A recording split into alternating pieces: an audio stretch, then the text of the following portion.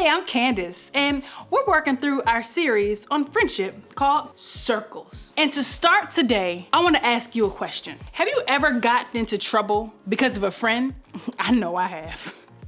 Several times. When I was in middle school, I wasn't the most popular kid in school. I was actually pretty quiet, but I had been friends with the popular students ever since elementary school. Nobody really messed with me or ever picked on me because I was friends with them. One day, my friends and I were all sitting together in the cafeteria. You know how you sit together in the cafeteria having lunch. And sitting at our table was a girl who was a little bit different than us. She didn't seem to mind the fact that she was a bit different. She really embraced who she was, actually. One of my friends decided to make fun of her. Then everyone at the table started laughing. It was obvious that she heard what was said, but my friends didn't seem to care. They just took turns making fun of her. From the things she wore to how she ate to how she talked, I just sat there quiet and didn't say anything. Neither did I laugh. Then one of my friends turned to me and says, "Candace, you don't have anything to say?" At that point, I was completely baffled and even terrified.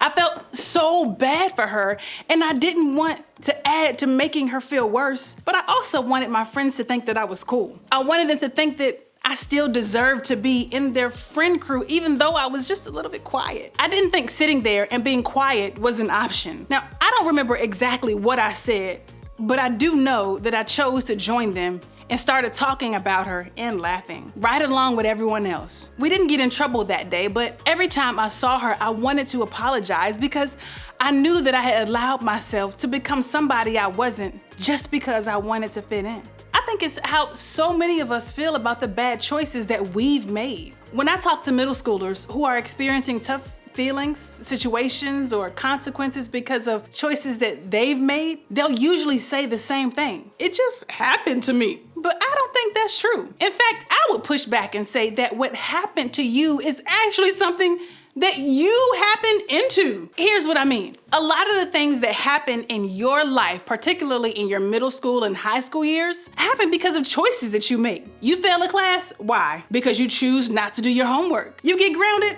why? Not because your parents just hate you, but because you break the rules. You get kicked off the team, why? Because you choose not to show up and practice. This may not be true for all things, but in most things at your age, the consequences you happen into are because you made a choice that led you there. Look at yourself and say, I did it. But often you don't happen into it alone. Maybe just like I did, you have a circle of friends who are leading you towards those choices. It reminds me of a scene from Finding Nemo. Do you remember that from when you were younger? Yeah, I really like that movie. And I know that admitting that I really like Finding Nemo probably takes my cool points down a whole bunch of notches, but I don't care.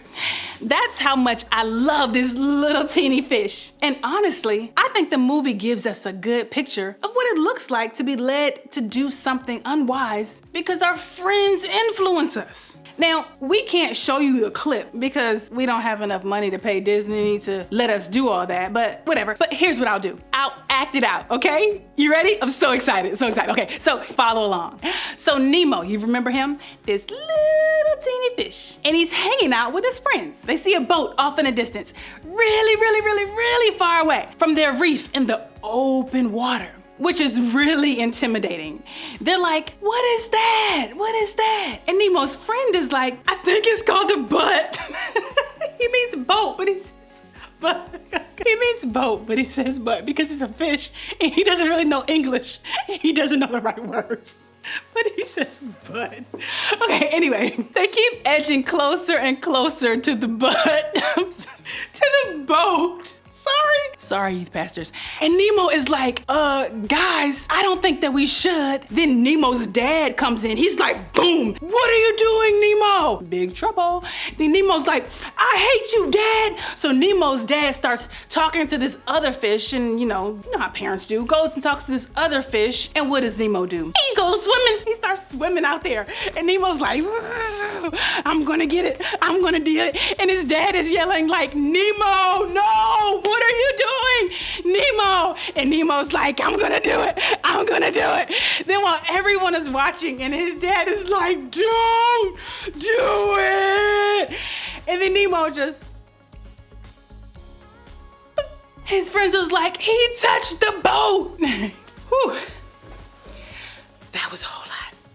safe to say that Nemo wouldn't have made that decision to touch the boat if it weren't for all of his friends watching. He probably felt like he had to prove himself, especially because his dad was trying to control him and tell him what to do. So with everyone watching, Nemo made an unwise choice, and it led him to a pretty bad consequence. And I think the same can be true for us. While we aren't touching boats because our friends are watching or getting caught in nets of scuba divers, we still make some pretty unwise choices because we have friends leading us in a certain direction. Maybe you have a friend who told you to cheat on a test, or encouraged you to break your curfew, or helped you lie to your parents, or like me, encouraged you to bully somebody else. And sure, it was ultimately your decision to go there, but you had a friend in your circle who was pushing you there every step of the way. And what was the result? You got caught, got in trouble, got kicked off the team, got detention, got punished, got embarrassed, got lectured, or you just felt bad. All of it. What you didn't get a chance to go back and not listen to that friend who pointed you down the path towards those consequences. You didn't get the chance to make a different choice. You see, who you choose to be friends with is a pretty big deal. The people you keep close to you have the potential to impact your life and your choices for better or for worse. They have the potential to help you happen into some pretty awesome things, or some pretty terrible things too. That's why who you let in your circle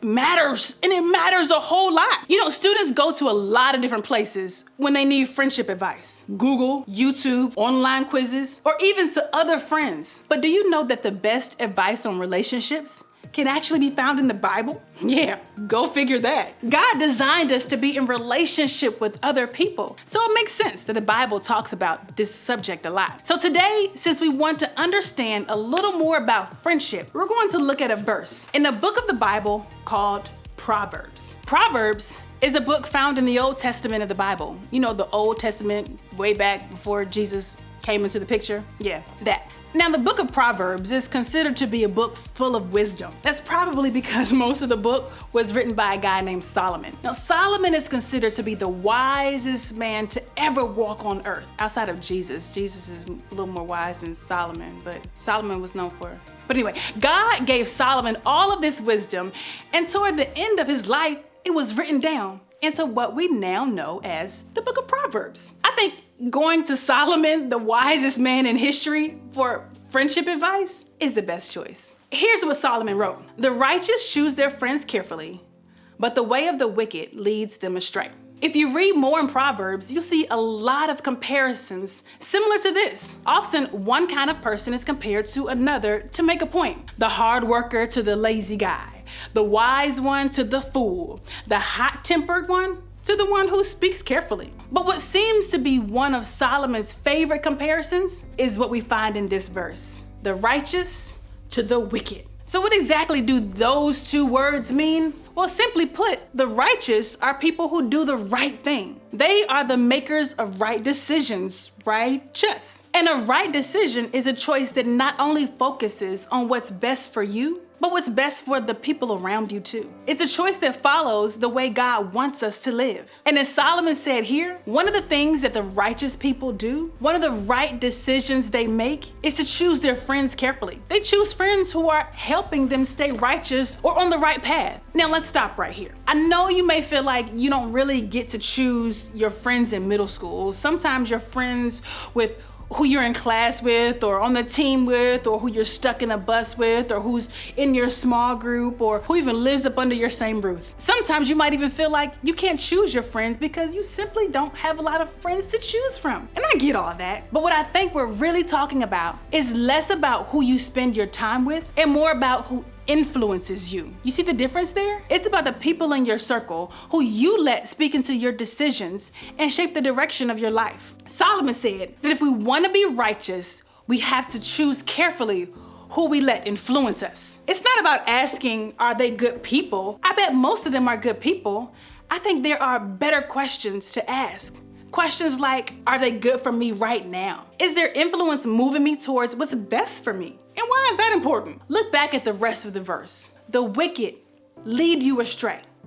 The wicked. I know nobody really uses that word anymore, and when you think of wicked, you think of a wicked witch from the West or something. But think of it as the opposite of righteous. If righteous people make right decisions, then wicked people make bad decisions.